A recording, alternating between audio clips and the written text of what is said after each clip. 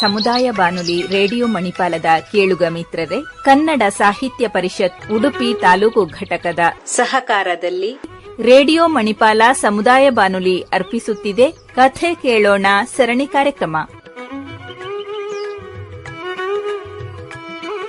ಕಥೆಯ ಸಾಗರದಲ್ಲಿ ಅಮೃತದ ಬಿಂದು ವಾರವಾರವೂ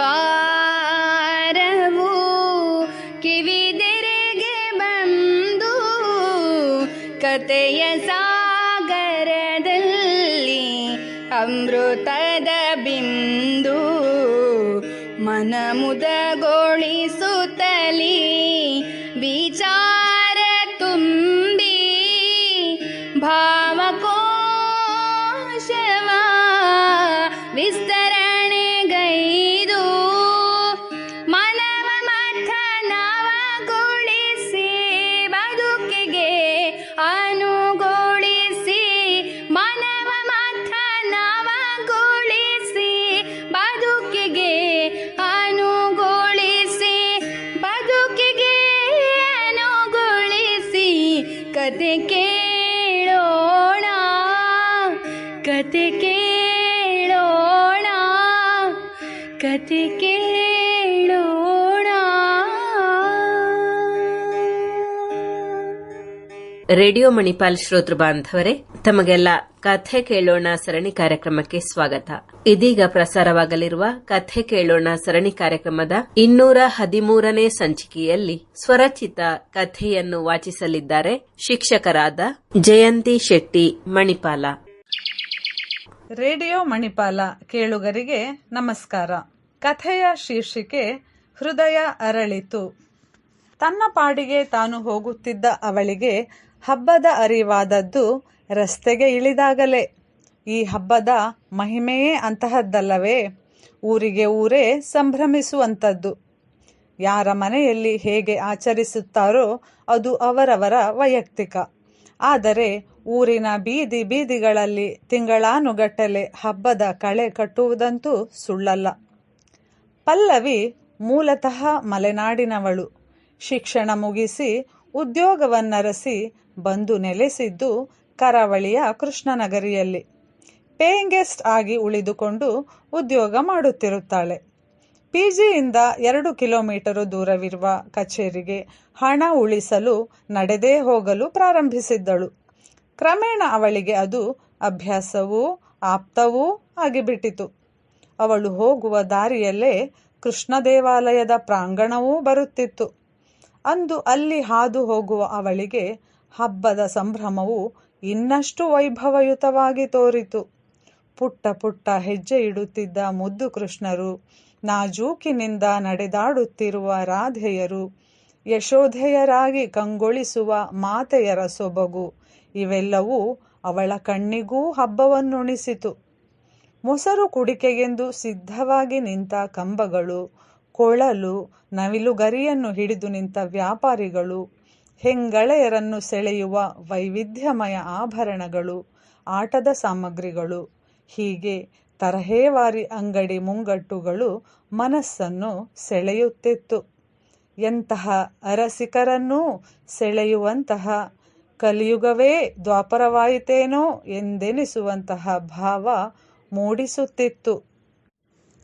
ಹೀಗೆ ಹಬ್ಬದ ಸೊಬಗನ್ನು ನೋಡುತ್ತಾ ಸಾಗುತ್ತಿದ್ದ ಪಲ್ಲವಿಗೆ ಈಗ ಎದುರಾದದ್ದು 10 ಹುಲಿಗಳ ದಂಡು. ಹುಲಿಗಳು ಲಗ್ಗೆಯಿಟ್ಟು ಅಬ್ಬರದಿಂದ ನರ್ತಿಸುವುದು ಕೃಷ್ಣಾಷ್ಟಮಿಯ ಭಾಗವೇ ಆಗಿದೆ. ಆದರೂ ಇದು ಅವಳ ಕಣ್ಮನ ತಣಿಸುವ ಬದಲಿಗೆ ಕಸಿವಿಸಿಗೆ ಕಾರಣವಾಗಿತ್ತು.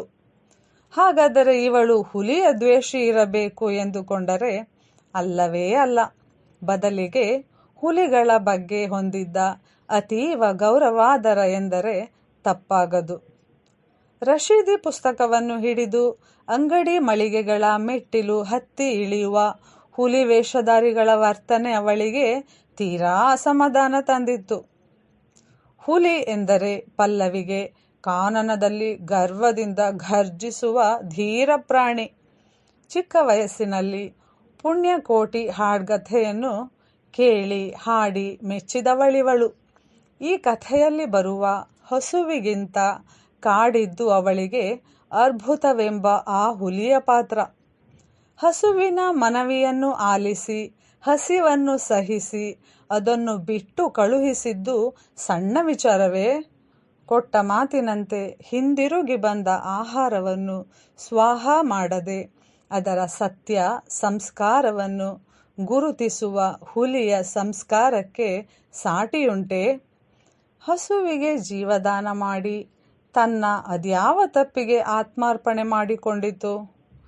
ಮಾಂಸಾಹಾರಿ ಹುಲಿಯು ಸಿಕ್ಕ ಪ್ರಾಣಿಯನ್ನು ತಿಂದು ಹೊಟ್ಟೆ ತುಂಬಿಸಿಕೊಳ್ಳುವುದು ಸಹಜವೇ ಅಲ್ಲವೇ? ಹೀಗೆ ಹುಲಿಯ ಬಗ್ಗೆ ಅವಳಿಗೆ ಮೂಡಿದ ಪ್ರಶ್ನೆಗಳು ಪ್ರಶ್ನೆಗಳಾಗಿಯೇ ಉಳಿದವು.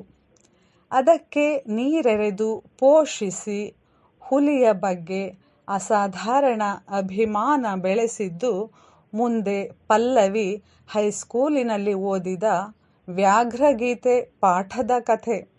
ಅಲ್ಲಿ ಹಸಿದ ಹುಲಿರಾಯ ಅನಾಯಾಸವಾಗಿ ಸಿಕ್ಕ ಶಾನುಭೋಗರನ್ನು ಹಿಗ್ಗಾಮುಗ್ಗ ತಿಂದು ತಣಿಯಬಹುದಿತ್ತು.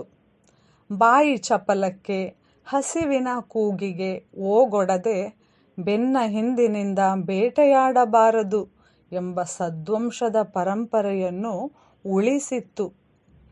ಪೂರ್ವಜರ ತ್ಯಾಗ ಸಂಸ್ಕಾರವನ್ನು ನೆನೆದು ಅವರು ಗಳಿಸಿದ ಹೆಸರನ್ನು ಉಳಿಸುವ ಕರ್ತವ್ಯ ಪಾಲಿಸಿ ಧರ್ಮನಿಷ್ಠೆಯನ್ನು ಮೆರೆದಿತ್ತು. ಹುಲಿಯ ಈ ಗುಣಕ್ಕೆ ಮನಸಾರೆ ತಲೆಬಾಗಿದ್ದಳು ಪಲ್ಲವಿ.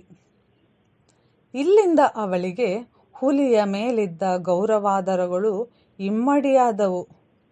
ಸುತ್ತಮುತ್ತಲಿನ ವೈವಿಧ್ಯಮಯ ಚಿತ್ರಣಗಳ ನಡುವೆ ಹೆಜ್ಜೆ ಹಾಕುತ್ತಿದ್ದ ಪಲ್ಲವಿಗೆ ಕಚೇರಿಯು ಬಹುಬೇಗ ಎದುರಾದಂತಾಯಿತು. ಈ ಎಲ್ಲ ವಿಚಾರಗಳನ್ನು ಒತ್ತಟ್ಟಿಗಿಟ್ಟು ಕೆಲಸಕ್ಕಿಳಿದರೂ ಕೂಡ ಅವಳ ಚಿತ್ತದಲ್ಲೆಲ್ಲ ಹುಲಿ ಹಾಗೂ ಹುಲಿ ವೇಷಧಾರಿಗಳ ವಿಚಾರಗಳು ಗಿರಕಿ ಹೊಡೆಯುತ್ತಲೇ ಇತ್ತು. ಈ ಮನುಷ್ಯರು ಹುಲಿಯ ವೇಷ ಹಾಕಬಹುದಾದರೂ ಆಂತರ್ಯದಲ್ಲಿ ಹುಲಿಯ ಸ್ಥೈರ್ಯ ಧೈರ್ಯ ತ್ಯಾಗಗಳೆಲ್ಲ ಬರಲು ಸಾಧ್ಯವೇ? ತಾವೇ ವೇಷ ಹಾಕಿ ತಮ್ಮವರಿಂದಲೇ ಕೇಕೆ ಹಾಕಿಸಿಕೊಳ್ಳುವುದನ್ನು ನೈಜ ಹುಲಿಗಳೇನಾದರೂ ಕಂಡರೆ, ದಿನಕ್ಕೊಂದು ವೇಷ ಹಾಕಿ ಬದುಕುವ ಇವನು ನನ್ನ ವೇಷವನ್ನು ಬಿಡಲಿಲ್ಲವಲ್ಲ, ವೇಷ ತಾನೆ ಹಾಕಿಕೊಳ್ಳಲಿ, ಇವರ ಕೈಯಲ್ಲಾಗೋದು ಇಷ್ಟೇ ಅಲ್ಲವೇ ಎಂದು ವ್ಯಂಗ್ಯದ ನಗುವನ್ನು ಬೀರುವುದೇನೋ. ಹೀಗೆ ಈ ಮಾನಸಿಕ ತೊಳಲಾಟದೊಂದಿಗೆ ಕರ್ತವ್ಯದ ನಿರ್ವಹಣೆ ಜೊತೆಯಾಗಿ ಸಮಯ ಜಾರಿದ್ದೇ ತಿಳಿಯಲಿಲ್ಲ. ಸಂಜೆ ಮನೆಗೆ ಹಿಂತಿರುಗುವ ಹೊತ್ತಿಗೆ ದೇವಾಲಯದ ಪ್ರಾಂಗಣದಲ್ಲಿ ಜನಸಾಗರವೇ ನೆರೆದಿತ್ತು. ವೇದಿಕೆಯ ಪಕ್ಕದಲ್ಲಿ ನೂರಾರು ಹುಲಿ ವೇಷಧಾರಿಗಳು ತಾಸೆ ಡೋಲು ಹಿಡಿದವರು ಜಮಾಯಿಸಿದ್ದರು. ಇದಾವುದರ ಬಗ್ಗೆಯೂ ಆಸಕ್ತಿ ಇರದ ಅಲ್ಲಿಂದ ತಪ್ಪಿಸಿಕೊಂಡರೆ ಸಾಕು ಎಂಬ ಮನಸ್ಥಿತಿಯಲ್ಲಿದ್ದ ಪಲ್ಲವಿಯು ಸುತ್ತುವರಿದಿದ್ದ ಜನರ ಕೋಟೆಯೊಳಗೆ ಸಿಕ್ಕಿ ಹಾಕಿಕೊಂಡಳು. ಗಣ್ಯರೆಲ್ಲ ಆಸೀನರಾಗಿದ್ದ ಭವ್ಯವಾದ ವೇದಿಕೆಯಿಂದ ನಿರೂಪಕನ ಘೋಷಣೆ ಕೇಳಿಬಂದಿತು.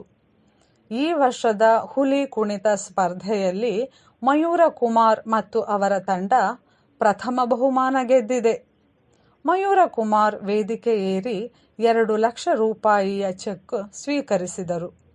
ಜನರ ಹರ್ಷೋದ್ಗಾರಗಳ ಮಧ್ಯೆ ಪಕ್ಕದಲ್ಲಿದ್ದ ಒಬ್ಬ ವಯೋವೃದ್ಧ ಹೇಳಿದ ಮಾತು ಪಲ್ಲವಿಯ ಕಿವಿಗೆ ಬಿದ್ದಿತು.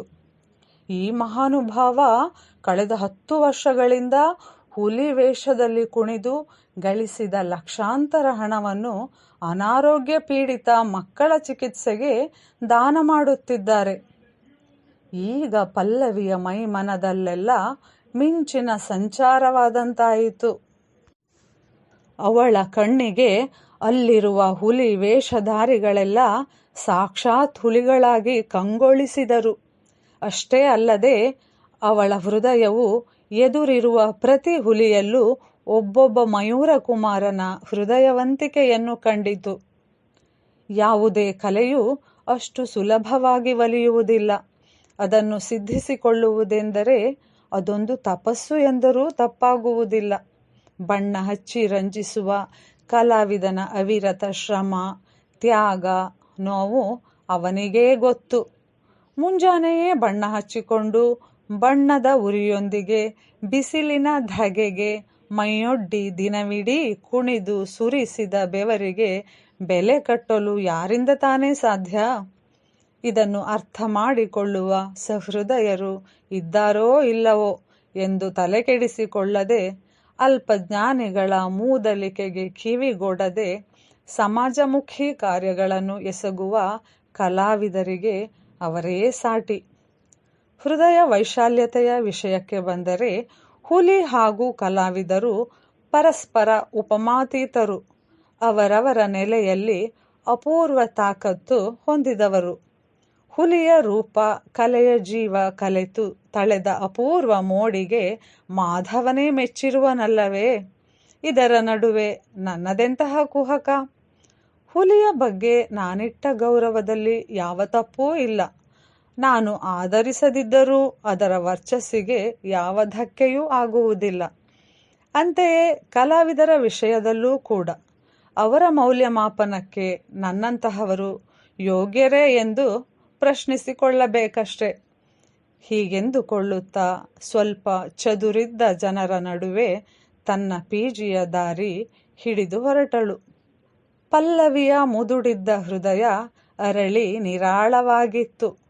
ನಮ್ಮ ನಾಡಿನ ಹುಲಿ ಸಂಸ್ಕೃತಿಯು ಹರಿಯುತ್ತಿದೆ ಎಂಬ ಸಂತೃಪ್ತ ಭಾವ ಮಾತ್ರ ಅವಳ ಮನದಲ್ಲಿ ಪ್ರತಿಧ್ವನಿಸುತ್ತಿತ್ತು. ಇದುವರೆಗೆ ಈ ಕತೆ ಆಲಿಸಿದ ತಮಗೆಲ್ಲ ಕೃತಜ್ಞತೆಗಳು. ಕೇಳುಗ ಮಿತ್ರರೇ, ಇದುವರೆಗೆ ಶಿಕ್ಷಕರಾದ ಜಯಂತಿ ಶೆಟ್ಟಿ ಮಣಿಪಾಲ ಅವರಿಂದ ಸ್ವರಚಿತ ಕಥೆಯನ್ನು ಕೇಳಿದಿರಿ. ಕನ್ನಡ ಸಾಹಿತ್ಯ ಪರಿಷತ್ ಉಡುಪಿ ತಾಲೂಕು ಘಟಕದ ಸಹಕಾರದಲ್ಲಿ ರೇಡಿಯೋ ಮಣಿಪಾಲ ಅರ್ಪಿಸುತ್ತಿರುವ ಕಥೆ ಕೇಳೋಣ ಸರಣಿ ಕಾರ್ಯಕ್ರಮ ಇಲ್ಲಿಗೆ ಮುಕ್ತಾಯವಾಯಿತು. ಮುಂದಿನ ಕಥೆ ಕೇಳಲು ಮತ್ತೆ ಭೇಟಿಯಾಗೋಣ.